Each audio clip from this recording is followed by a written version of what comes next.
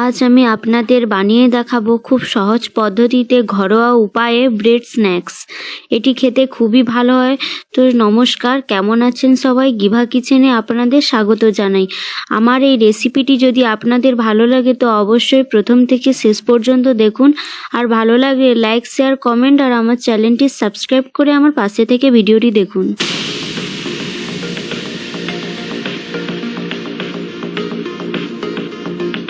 প্রথমেই আমি যেটা করব, প্রথমে আমি নিয়ে নিয়েছি এখানে সেদ্ধ আলুটাকে আমি আগে থেকে সেদ্ধ করে রেখেছিলাম।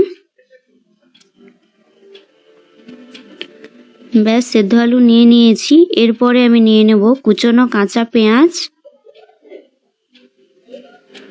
কুচনো কাঁচা পেঁয়াজ নেওয়ার পরে আমি নিয়ে নেব কুচনো কাঁচা লঙ্কা,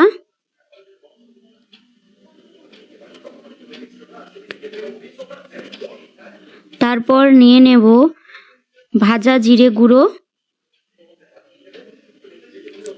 ধনে গুঁড়ো,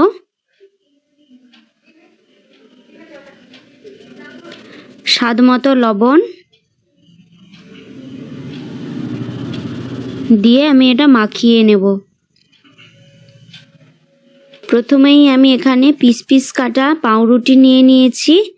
এই পাউরুটিগুলোকে আমি এবার বেলনির সাহায্যে দুই পাশটা ভালো করে বেলে নেব।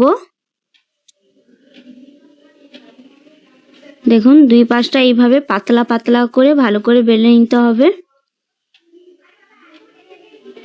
এই রকম ভাবে বাকিগুলো আপনাদের বেলে নিতে হবে।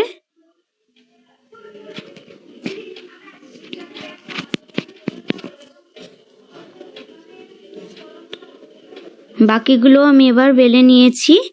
এবারে আমি ওই আলুর পুরটা তৈরি করে রেখেছিলাম, ওই আলুর পুরটা সবগুলোর মধ্যে মাঝ বরাবর আমি লম্বা করে দিয়ে দেব। দেখুন, এইভাবে মাঝ বরাবর আমি আলুর পুরটা দিয়ে দিয়েছি। এরপর আমি একটা বাটিতে জল নেব। দেখুন, এখানে আমি একটা বাটিতে জল নিয়ে নিয়েছি। জল নিয়ে রুটিটার চারপাশে আমি এইভাবে জলটা দিয়ে দেব হালকা হালকা করে।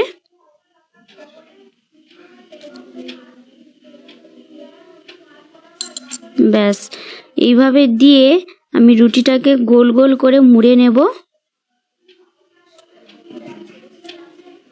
মুড়ে নিয়ে আমি চারপাশটা এইভাবে টিপে দেব যাতে ভেতরের পুরটা বাইরে না বেরোয়।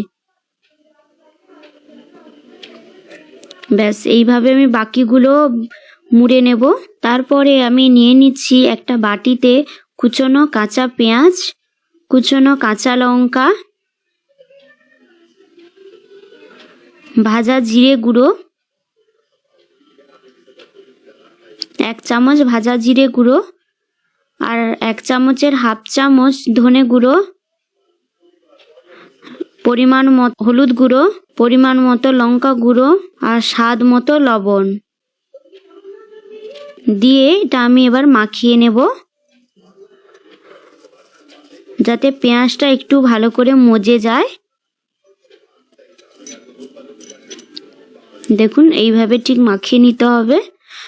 মাখিয়ে নেওয়ার পর আমি এখানে দিয়ে দেব পরিমাণ মতো বেসন। আপনারা আপনাদের পরিমাণ মতো বেসন দেবেন। দিয়ে এটা আমি এবারে মাখিয়ে নেব।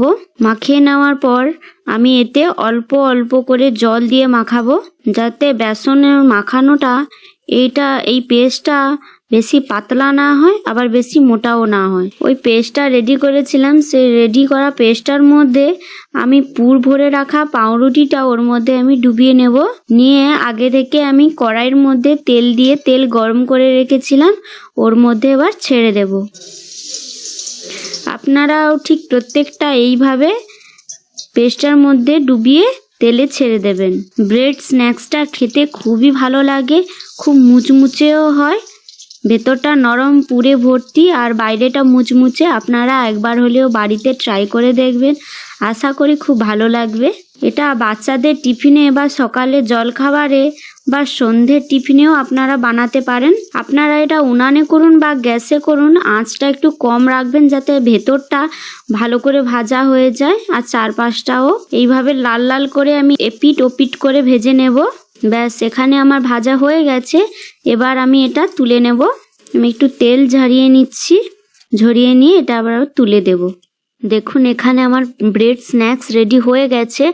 আপনারা এটা একবার হলেও বাড়িতে ট্রাই করে দেখবেন, আশা করি খুব ভালো লাগবে। এটি ঘরোয়াভাবে আমি বানিয়ে আপনাদের দেখিয়েছি খুব সহজ উপায়ে। তো আমার এই রেসিপিটি আপনাদের যদি ভালো লাগে তো লাইক, কমেন্ট, শেয়ার করতে ভুলবেন না। আর আমার চ্যানেলটি অবশ্যই সাবস্ক্রাইব করবেন। সবাই ভালো থাকবেন, সুস্থ থাকবেন। ধন্যবাদ।